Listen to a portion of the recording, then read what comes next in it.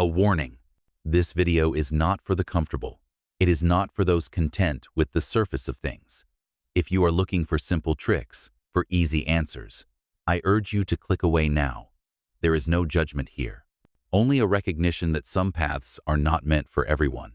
This, however, this is for you. It is for the man who feels a quiet fracture in the world, who has played a part for so long he has forgotten the feeling of his own face. It's for the man who senses a deeper truth, a hidden architecture beneath the surface of his relationships, a truth he hasn't yet dared to name. Before we take a single step further, a pact must be made. Not with me, but with yourself. A commitment to listen, not with your ego, which will want to argue, but with that quiet, observant part of you that knows when something is true. Promise yourself that you will stay present, even when, especially when, what you hear makes you uncomfortable. Because the truth we are about to uncover is not meant to comfort you. It is meant to set you free. So let us begin. Let us pull back the first curtain on this stage of misperception. The foundational truth is this. In the genesis of many attractions, you are not seen, not the real you. To understand why, you must picture the human psyche as an old, dark theater. And deep within the mind of a woman, a projector is always running. This is what the psychologist Carl Jung called the Animus. Think of it as a film, spooled onto a reel, a film that has been in production her entire life. Each frame is a composite image, assembled unconsciously from 1,000 different sources. It's the ghost of her father's best qualities and his worst. It's the silhouette of the hero from the book she loved as a child. It's the memory of a first love, the echo of a cultural icon, the whispers of what a strong or good man is supposed to be. This film is her internal, idealized, masculine figure. It is her map for a partner, drawn before she ever met you. And she, the projectionist, is often unaware the machine is even running. Then you walk in. You say something. You make a particular gesture. The way you hold your ground in a conversation, or the vulnerability you show for a fleeting second, it matches a frame. Click. The projector locks onto you. The light ignites, and the film begins to play, casting its pre-written story directly onto the screen of your being. She doesn't see you anymore. She sees the hero, the savior, the rebel, the stable provider. Whichever character you unknowingly auditioned for, the intoxicating feeling you both experience, that sense of knowing each other instantly, that feeling of being deeply seen, it is often the powerful hum of this psychological machinery kicking into gear. It is the intensity of the projection, not the reality of the connection. And here is the brutal, clarifying truth that you must absorb. You were not chosen. The role was chosen. And you, by a trick of fate and timing, simply fit the costume. The question, then, is not how this happens. The truly devastating question is why we so eagerly accept the part. We accept the part because, for most of our lives, we have been starving. Starving for validation, for a sense of purpose, for the intoxicating feeling of being chosen. We mistake the heat of the projector lamp for the warmth of a real fire. We believe that being given a role to play is the same as being seen for who we are. And in our hunger, we will do anything to keep the illusion alive. So the tragedy begins. It is a quiet, slow-motion betrayal of the self. You start to sand down your own edges, to make yourself smooth and palatable. You stop talking about that strange philosophy book you love because it seems too intense. You suppress a controversial opinion to avoid a disagreement. You trade your weekend motorcycle rides for brunch, your solitary hikes for shopping trips. Each choice is a single, small bar in a cage you are building around yourself. You call this compromise. You call this maturity. You call it love.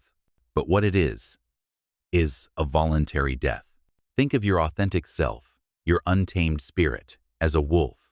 It has its own hunger, its own territory, its own howl. It is magnificent, and it is dangerous. But you believe deep down that to be loved, you must be safe. You must please the sheep. So you take your own wildness and you guide it into the cage. You lock the door and throw away the key, hoping that this act of supreme sacrifice will finally make you good enough. And here is the final exquisite irony.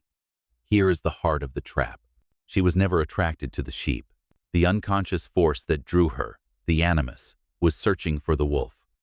It was yearning for that untamed, authentic, unpredictable energy. By becoming the perfect man for her script, you have killed the very character she was unconsciously auditioning, and you are left, sitting in your perfect cage, wondering why she has lost her fascination. The life, the power, the magnetism you think you lost. It was never in the performance. It was in the very thing you worked so hard to lock away. And the thing you worked so hard to lock away, it has a name. Carl Jung called it the shadow. Imagine a cellar in the foundation of your psyche. From the moment you were born, every time you were told, don't be angry, don't be selfish, nice boys don't do that, you took a part of yourself and threw it down into that cellar. Your raw ambition, your righteous anger, your competitive drive, your unfiltered opinions, your sexual desires that didn't fit a clean narrative, your need for solitude, your capacity for aggression. Every authentic, primal, and unsocialized impulse was relegated to the darkness because you learned very early that these parts of you were not welcome. These parts would not get you love. They would get you exiled. So you learned to live in the clean, well-lit rooms of your personality, terrified of the noise coming from below the floorboards. But a shadow that is ignored does not disappear. A thing that is repressed gains power in the dark. It seeks a way out. It projects itself onto the world. That boss you despise for his arrogance? Perhaps it is your own caged ambition, snarling at a man who lets his run free. That paralyzing inability to make a decision? Perhaps it is your shadow's desire for freedom, sabotaging a life that feels like a prison. This is the meaning behind Jung's momentous warning. Until you make the unconscious conscious, it will direct your life, and you will call it fate. You call it your bad luck. You call it your anxiety. You call it fate that things never seem to work out. Jung would call it an unexamined shadow, pulling the strings of the puppet from just out of sight. Now, connect the pieces. Your entire life's work to be the good man, the people pleaser, the nice guy, has been, in reality, a frantic effort to run away from your own shadow. Your need for her approval was never really about her. It was about needing her to stand guard at the cellar door, to reassure you that the things you locked down there are truly monstrous and should never see the light of day. But this is an act of fear, not of virtue. And to break the cycle, to finally stop performing, requires a courage you have not yet summoned. It requires you to stop running, to turn around, to face the cellar door. Because here is the great secret of the inner world, the alchemical truth that turns lead into gold. In that, shadow is not just your rage and your selfishness. Contained within it is also your power, your life force, your creativity, your ability to set boundaries, your authentic voice, your unwavering, masculine core. The gold is in the dark. The wolf is in the cellar. And the only way to reclaim the authentic man you were born to be is to be willing to walk down those stairs without a candle and introduce yourself to what you find there.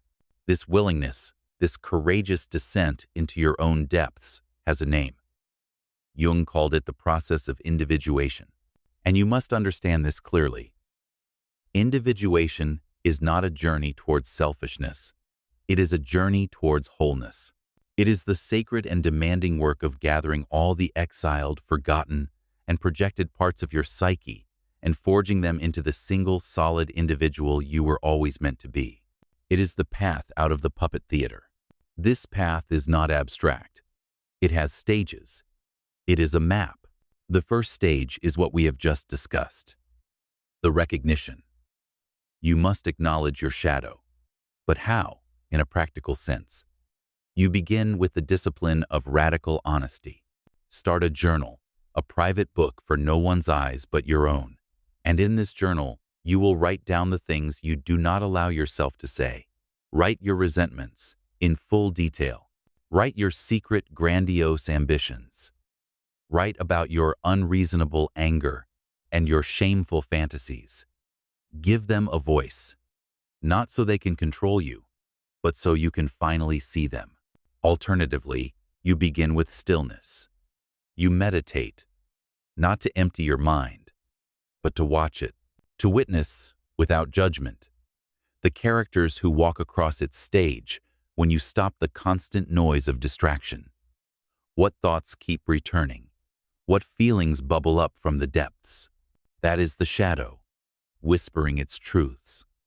Your only job in this first stage is to listen, to acknowledge, to finally stop pretending it isn't there.